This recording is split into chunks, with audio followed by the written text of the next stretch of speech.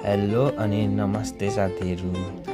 आज चाहिँ म यो रायो सागलाई सुँगुरको मासुमा मिक्स गरेर पकाउनु भनेर रेडी गर्न थालेँ। अनि यो सागलाई चाहिँ फटाफट काटेँ र काटेपछि चाहिँ मैले यसलाई मजाले धुई पखाली गरेर रेडी गरेँ। अहिले रायो सागको चाहिँ सिजन त होइन, अफ सिजनै भए पनि यो रायो साग चाहिँ सुँगुरको मासुमा मिक्स गरेर पकाउँदा चाहिँ एकदमै मिठो र टेस्टी हुन्छ। अनि यो रायो साग र सुँगुरको मासु मिक्स गरेर पकाएको चाहिँ सायद कमैलाई मन पर्दैन होला, प्रायः सबैलाई नै मनपर्छ।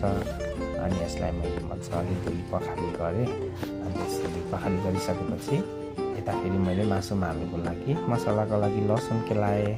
अनि अदुवा पनि थोरै हालेँ। अब अदुवा चाहिँ हामी धेरै खाँदैनौँ, त्यही भएर थोरै मात्र हाल्यौँ। अनि टक्क लगेर सिलौटामा कच्चा किनभने अब गाउँघरमा मिक्स त हुनु, तर यसरी सिलौटामा पिसेर हालेको मसला चाहिँ एकदमै टेस्टी हुन्छ। खाँदाखेरि के अरे म चाहिँ अब एकदम नर्मल लोकल तरिकाले पकाउँछु। सबैको पकाउने आफ्नो आफ्नो स्टाइल हुन्छ, तर तपाईँहरू चाहिँ कसरी के हालेर पकाउनुहुन्छ एकचोटि कमेन्ट गरिदिनुहोस्। अनि म भने चाहिँ थोरै मसला पड्काएँ, अनि त्यस पछाडि मासु हालेँ, त्यस पछाडि तेजपत्ता सुगन्धको लागि हालेँ। अनि मजाले फ्राई गरेँ। यता नै मासु रेडी भइसकेर म भने चाहिँ अब खानातर्फ लागेँ।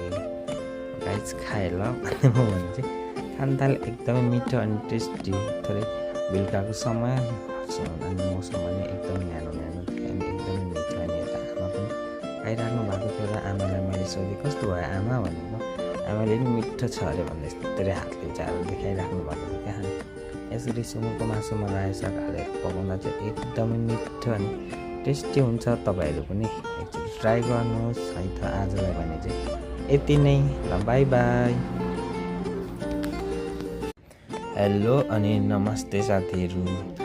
आज चाहिँ म यो रायो सागलाई सुँगुरको मासुमा मिक्स गरेर पकाउनु भनेर रेडी गर्न थालेँ। अनि यो सागलाई चाहिँ फटाफट काटेँ र काटेपछि चाहिँ मैले यसलाई मजाले धुई पखाली गरेर रेडी गरेँ। अहिले रायो सागको चाहिँ सिजन त होइन, अफ सिजनै भए पनि यो रायो साग चाहिँ सुँगुरको मासुमा मिक्स गरेर पकाउँदा चाहिँ एकदमै मिठो र टेस्टी हुन्छ। अनि यो रायो साग र सुँगुरको मासु मिक्स गरेर पकाएको चाहिँ सायद कमैलाई मन पर्दैन होला, प्रायः सबैलाई नै मनपर्छ।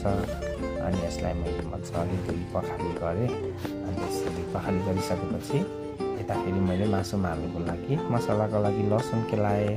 अनि अदुवा पनि थोरै हालेँ। अब अदुवा चाहिँ हामी धेरै खाँदैनौँ, त्यही भएर थोरै मात्र हाल्यौँ। अनि टक्क लगेर सिलौटामा कच्चा किनभने अब गाउँघरमा मिक्स त हुनु, तर यसरी सिलौटामा पिसेर हालेको मसला चाहिँ